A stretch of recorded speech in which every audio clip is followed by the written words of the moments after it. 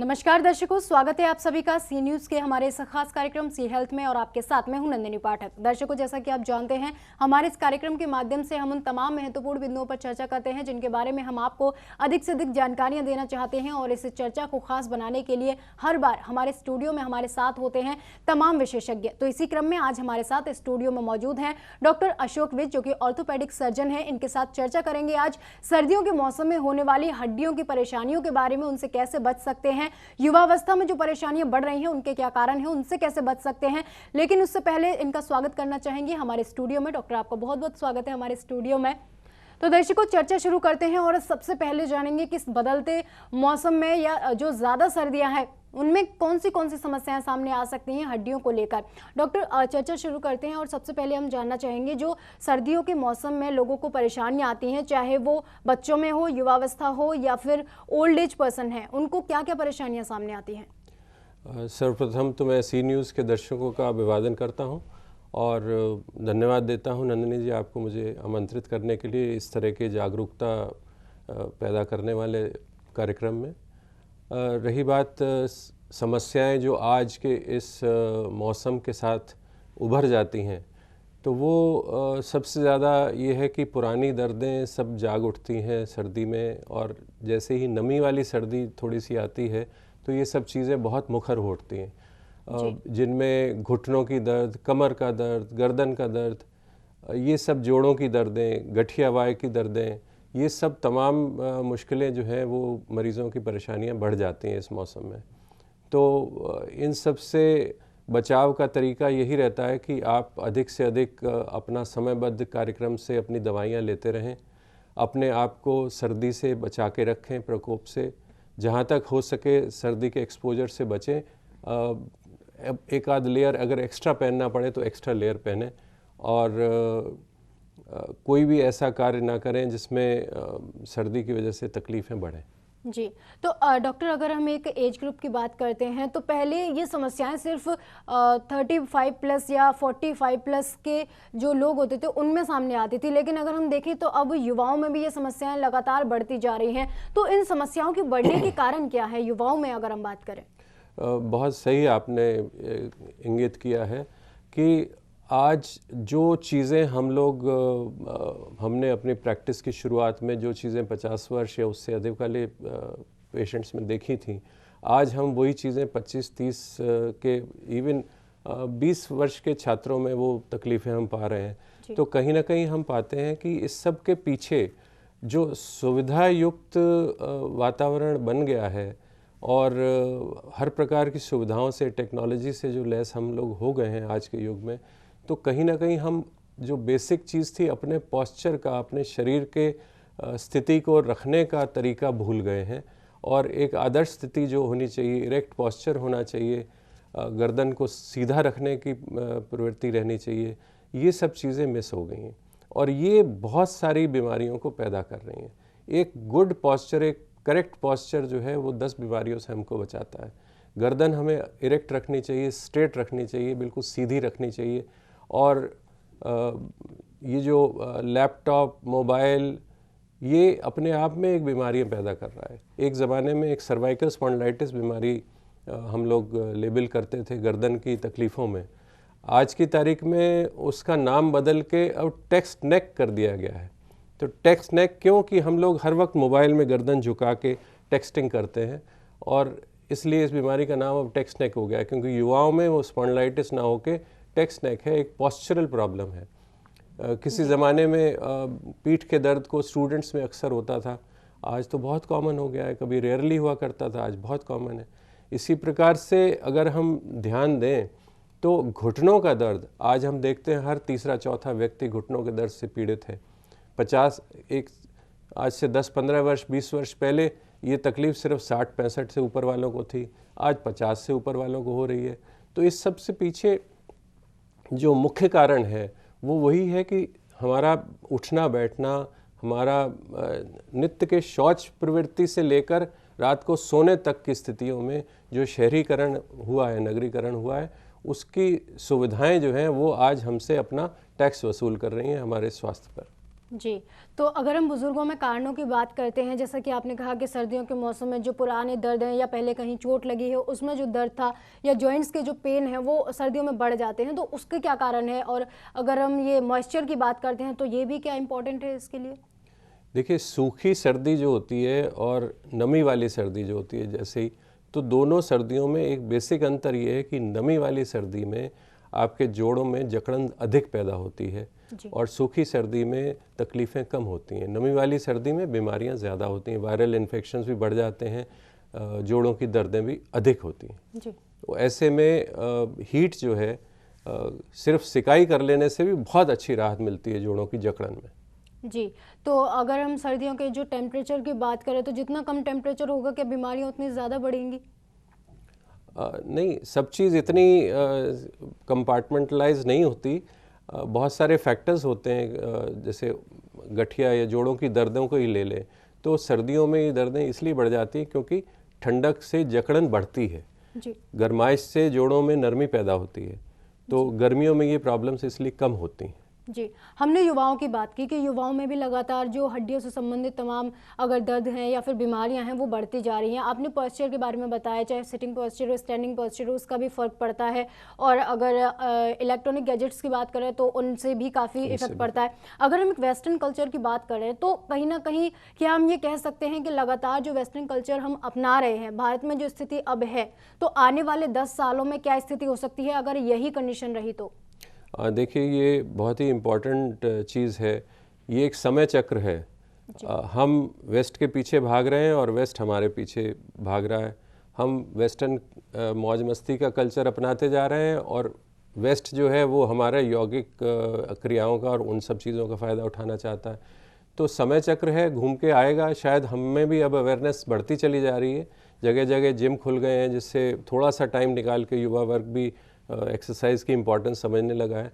परंतु कहीं ना कहीं आप अगर गौर करें तो पुराने वक्त की जो बातें थी कि early to bed early to rise, उस सब में एक टाइम मैनेजमेंट का शेड्यूल निहित था, जो अब लेट नाइट सोने में और देर से उठने में कहीं ना कहीं हमारा टाइम मैनेजमेंट गड़बड़ा जाता है और हम फिर अपने कार्यों में इतना बिजी हो जाते हैं, उस प्रेशर टाइम का इतना रहता है कि हमारे अपने स्वास्थ्य के लिए टाइम निकालना मुश्किल हो जाता है।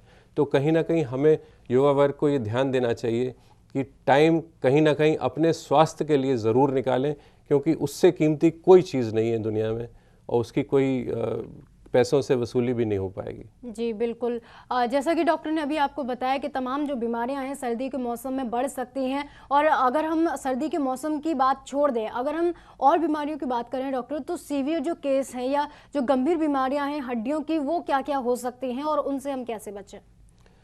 कि आज की तारीख में सबसे अहम जो बीमारी है वो है ऑस्टियोआर्थराइटिस, घुटनों की और कूल्हे की हड्डी की।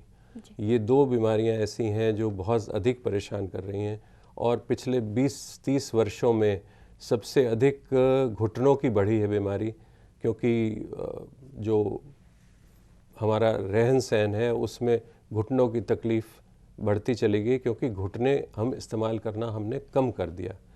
एक ज़माना था जब लोग बैठकर खाना खाते थे, ज़मीन पर बैठकर कुकिंग होती थी, ज़मीन पर पीढ़े पे बैठ के ही कपड़े धुलते थे, बहुत सारे कार्य ऐसे थे जो ज़मीन पर बैठकर होते थे, वो सब ख़त्म हो गए।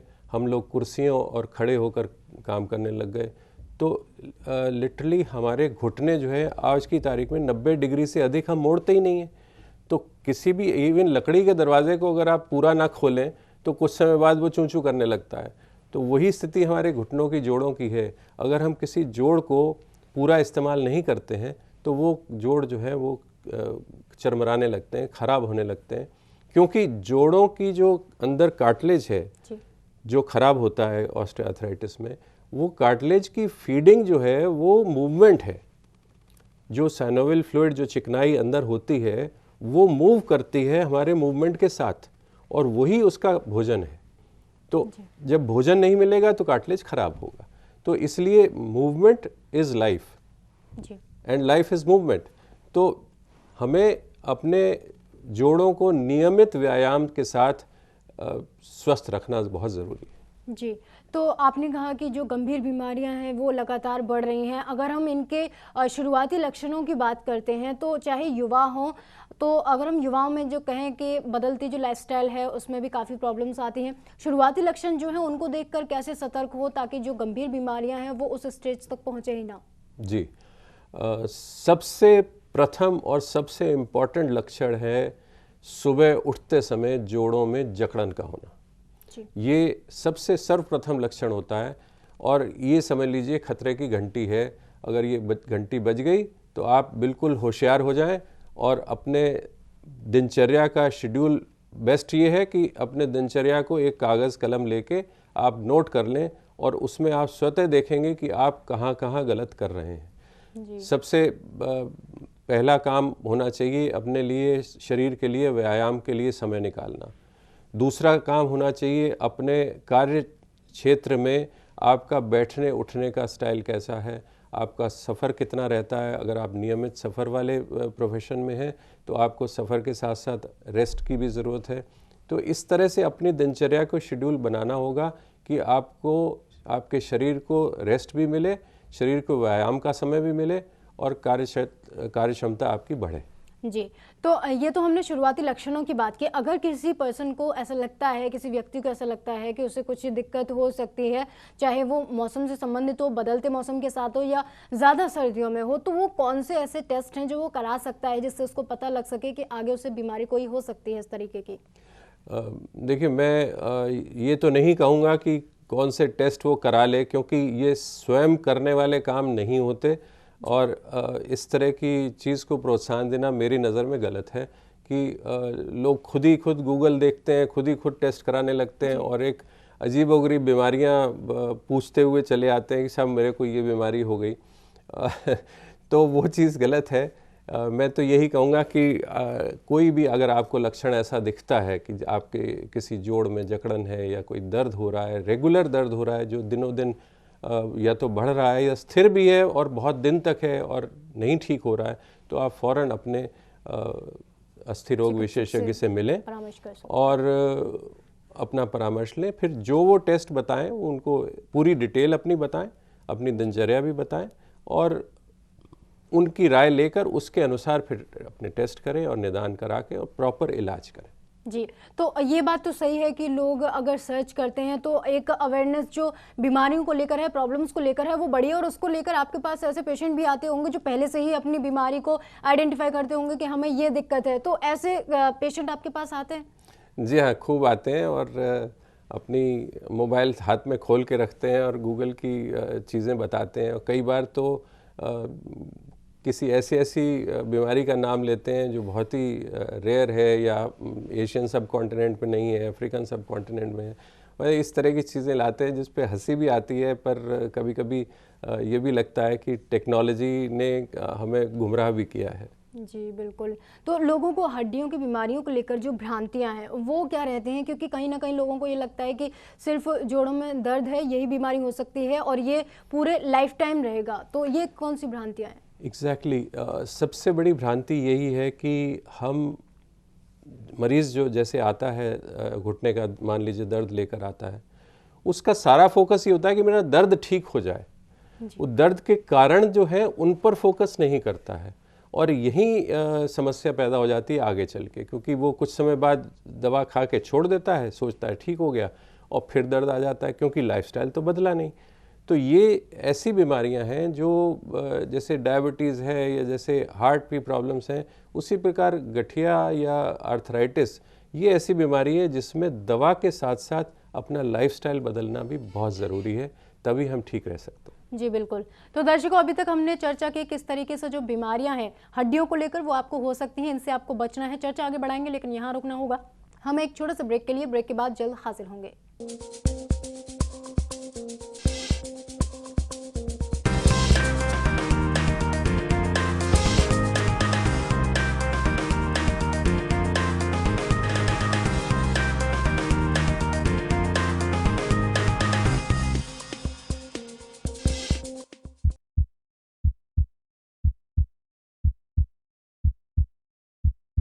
ब्रेक के बाद एक बार फिर से आप सभी का स्वागत है हमारी इस खास चर्चा में। और चर्चा को खास बनाने के लिए हमारे साथ स्टूडियो में आज हैं डॉक्टर अशोक विज। और चर्चा कर रहे थे हम, जैसा कि ब्रेक पर जाने से पहले, तमाम उन बीमारियों के बारे में जो हड्डियों से संबंधित आपको हो सकती हैं, उनके जो प्रारंभिक लक्षण है वो क्या हो सकते हैं, इनके बारे में डॉक्टर ने आपको बताया।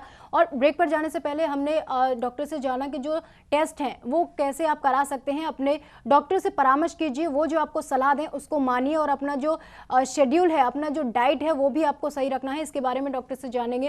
डॉक्टर, जैसा कि हम ब्रेक पर जाने से पहले चर्चा कर रहे थे टेस्ट के बारे में, अगर हम ट्रीटमेंट के बारे में बात करें तो तमाम सर्जरियां होती हैं, तमाम जो ट्रीटमेंट है वो कई नए नए आ चुके हैं, लेकिन लोगों को उसके बारे में जानकारी नहीं है। तो इसके बारे में आप दर्शकों को क्या बताना चाहेंगे? देखिए, इलाज जो है वो कोई एक नहीं होता।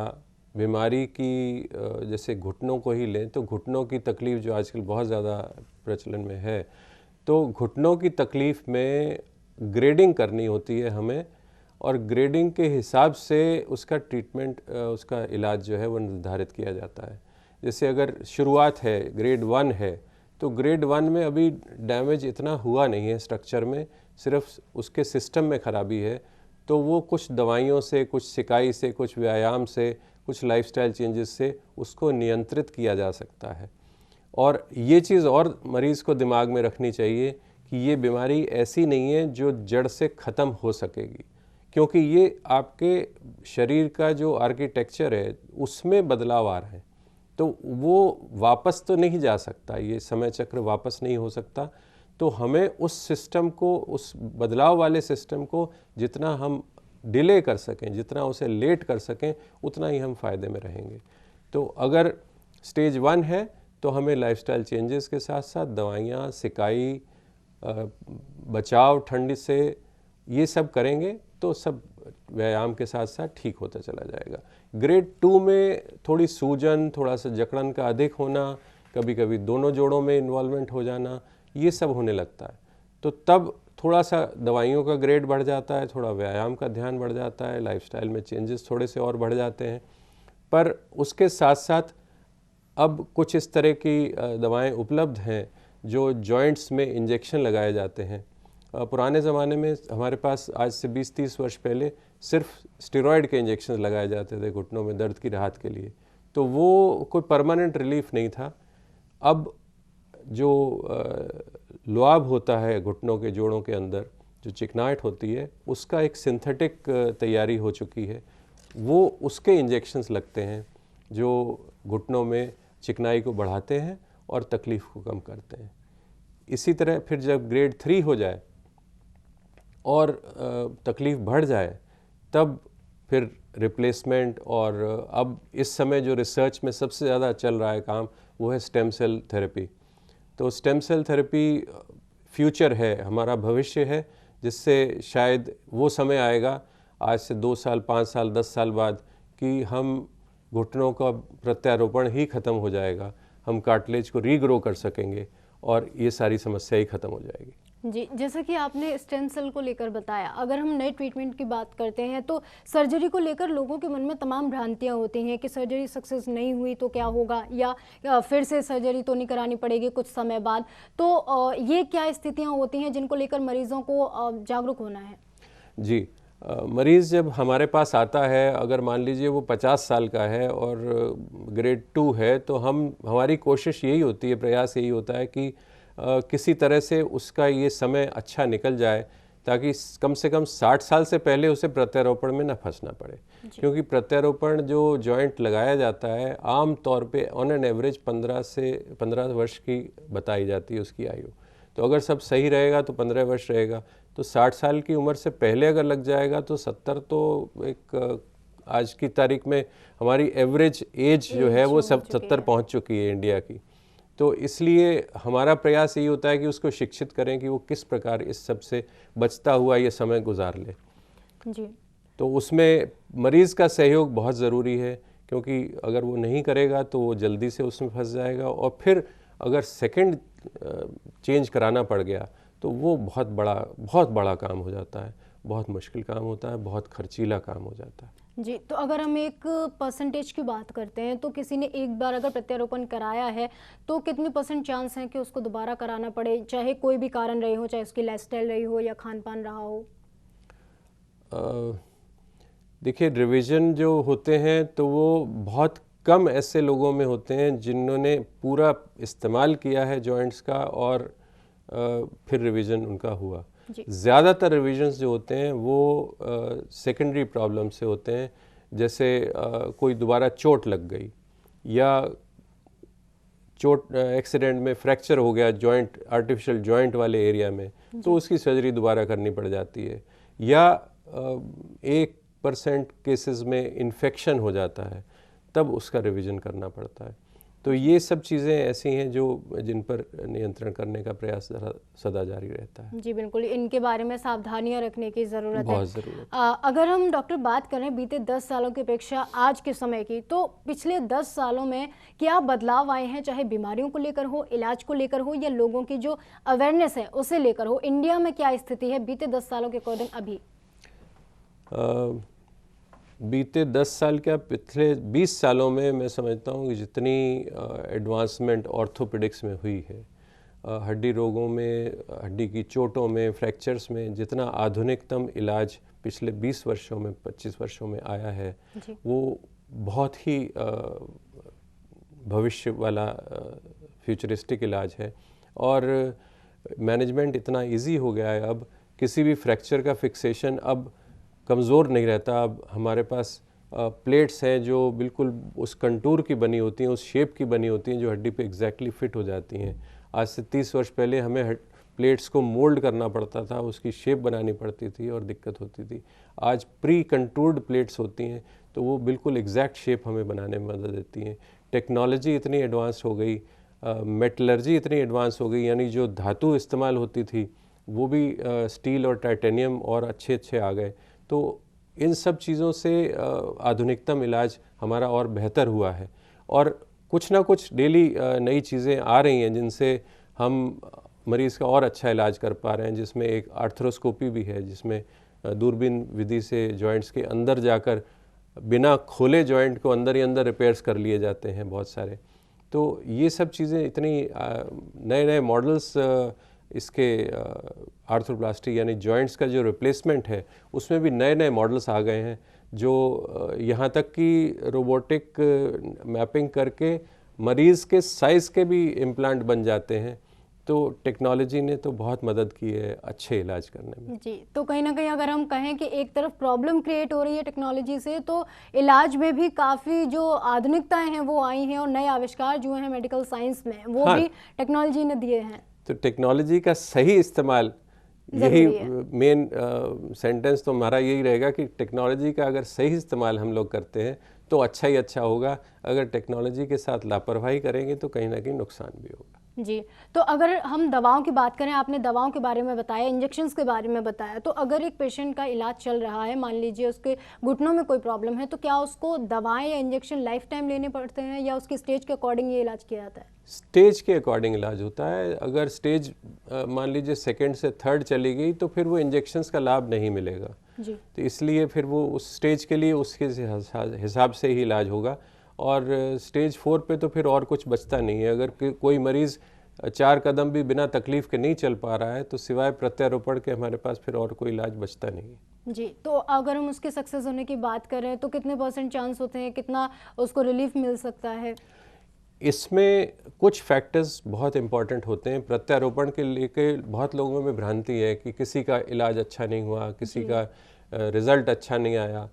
तो मैं आम जनता को ये बताना चाहूँगा कि देखिए, अगर 60-65 की उम्र पे प्रत्यारोपण हो रहा है तो उस मरीज़ का रिज़ल्ट उससे बेटर होगा किसी का 75 वर्ष की उम्र पे प्रत्यारोपण हो रहा है। जी बिल्कुल, क्योंकि शरीर की क्षमता 65 वाले की ज़्यादा अच्छी है बजाय 75 वाले की।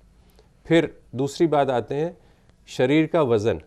अगर शरीर का वज़न किसी का हल्का है, कोई 60 किलो का व्यक्ति अगर प्रत्यारोपण करा रहा है, उसका रिज़ल्ट अच्छा होगा बजाय उसके कि जिसका वज़न 90 या 100 किलो वज़न है। क्योंकि आर्टिफिशियल जॉइंट के ऊपर लोड तो उसे खुद ही उठाना है, जॉइंट तो सिर्फ मूवमेंट दे रहा है। एक कॉमन एग्जांपल जो हम लोग देते हैं कि ये प्रत्यारोपण को आप ये ना समझें कि 65 वर्ष का आदमी 45 का हो जाएगा। ये सिर्फ कार के टायर बदलने जैसा है।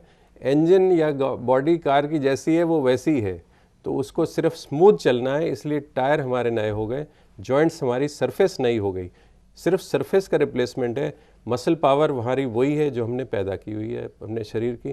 तो इसलिए एक्सरसाइज पे बहुत ज़ोर होता है, व्यायाम पे बहुत ज़ोर होता है, ताकि मसल्स हमारे अच्छे सुगठित रहे और सुदृढ़ रहें और मूवमेंट हम अच्छा कर पाएँ जी। तो अच्छे रिजल्ट के लिए शरीर का वज़न हल्का होना चाहिए।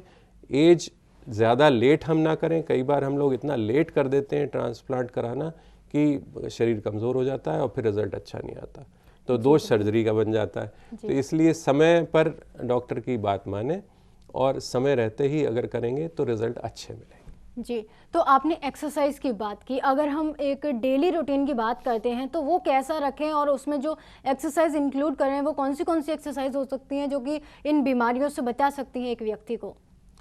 देखिए, अगर योग को लोग फॉलो करते हो तो सूर्य नमस्कार एक ऐसी एक्सरसाइज है जिसे कंपोजिट एक्सरसाइज कहा जाता है, सर्वांगीण एक्सरसाइज है, जिसमें शरीर के सिर से लेकर पैर तक के सारे जोड़ हिल जाते हैं। तो सूर्य नमस्कार ही अगर आप 10 दफ़े सुबह सुबह कर लें तो वो भी अपने आप में काफ़ी एक्सरसाइज है।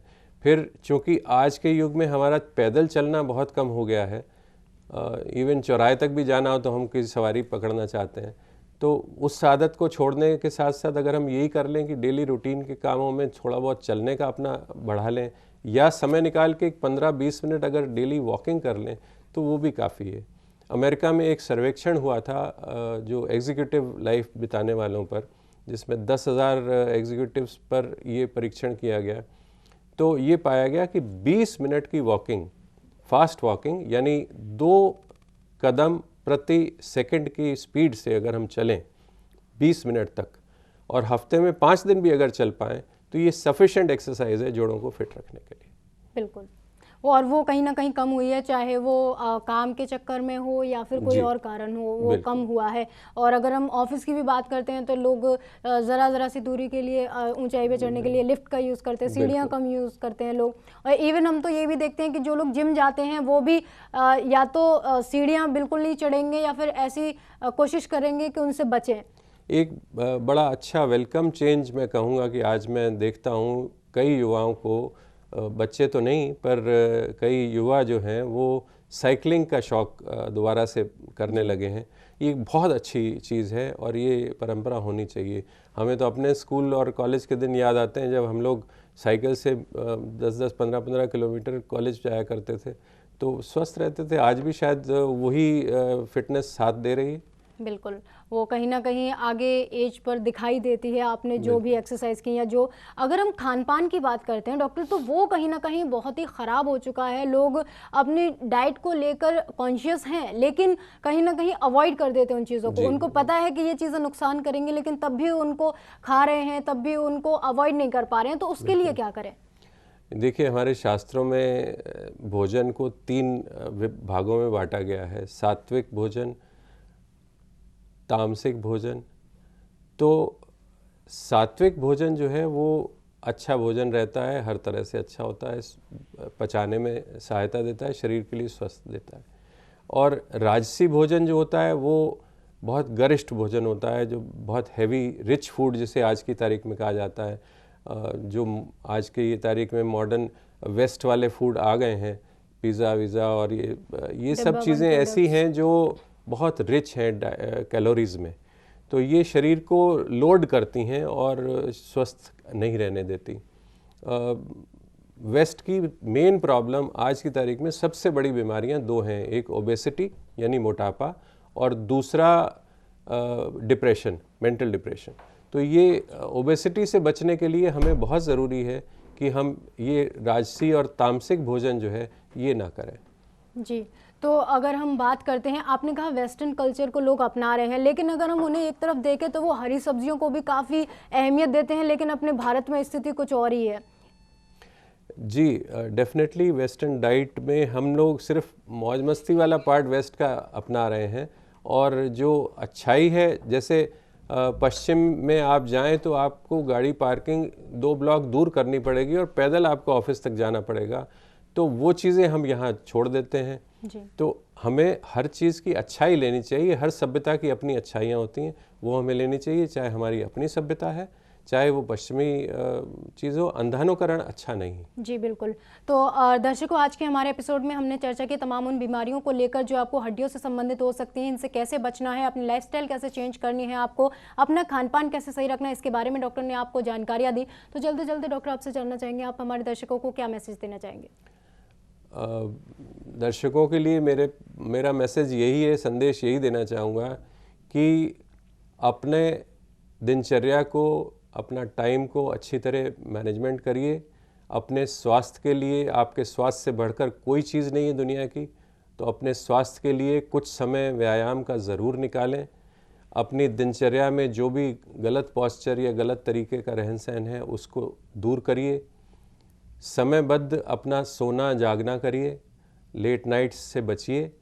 और सबसे बड़ी बात ये कि अपने डॉक्टर पर भरोसा करिए, उसको अपनी सारी कंप्लेंट्स बताइए और उससे जो चीज़ें डिस्कस करनी है वो डिस्कस करके अपना ट्रीटमेंट प्रॉपरली फॉलो करें और सही तरीके से उसका अनुसरण करें, तो आप स्वस्थ रहेंगे।